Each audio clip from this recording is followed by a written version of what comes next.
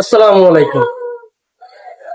তখন রাসেল বাইকের জ্বালায় আমি এই বরিশাল দিয়ে 450 কিলোমিটার পাড়া গিয়ে হিনেইস তাই যে কিনলে গিয়া তোকে জ্বালায় কাইল গো ঢাকা না ঢুকতে ঢুকতে তোরা শুনছি বলে ঢাকা ঢুকতে গেছে। মাউয়ে তোকে টুনটুনি সেই এমন টোক্কা দিম রাসেল বাইকের নাম তোরা ভুললে যাবি নান্দার খোয়ায় তোরা এই যে পালাবি, নালে কিন্তু আমাকে এক একটা টোক্কায় কিন্তু তোরা কিন্তু শেষেই যাবে।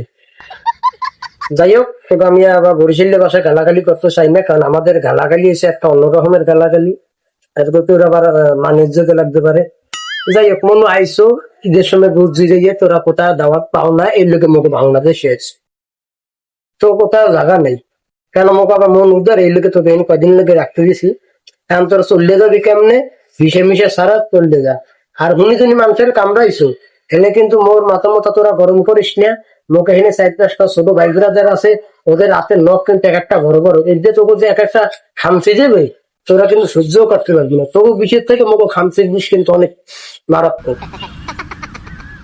এখন পয়েন্টে এখন পয়েন্টের কথা হয়েছে যে এই যে তোমরা যে কামড়াও, আমরা কি এই মানুষগুলার যে মারতে আছে এগুলোর কামড়া কি? তোরা বন জঙ্গলে থাকতে পারো না?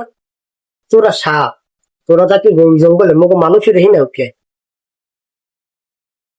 বেশি কিছু করলে তো কিন্তু গলায় ফাঁসি দিয়ে তোকে আত্মহত্যা করাই বেঁচেলাম, কিন্তু এতে জন্য আমার জেলায় জেলে আমার ওখানে বড় বড় কচু গাছ আছে, ওইটা কিন্তু ভালো ডান্ডি আছে, ওইটা তোকে রসি গিয়ে যদি ঝুলে দিই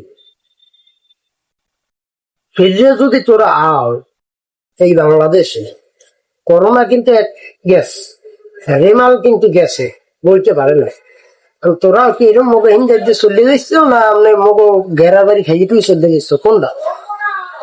তোরা ভাব তোকে বংশধর যেগুলো আছে তোরা চাকরি তো জায়গায় মোরা যেখানে আছে মুখে যায় মুখে ভালো মতন বসবাস করতে ইয়া যদি না মানো, যাই হোক এবার একটা ফাটাফাটি চোখলাকে মুখে একটা উজেইবে, এতে ঠেয়াই রাখতে পারবে না। গুল্লি কামান জন্য গাইজন শুরু করবো, এতে কিন্তু তোকে এত লাগে একটা ফাটাফাটি উজেইবে। তেমন কিছু কমু না, এই পর্যন্ত ভিডিও ভালো থাকতেন, রাখেন।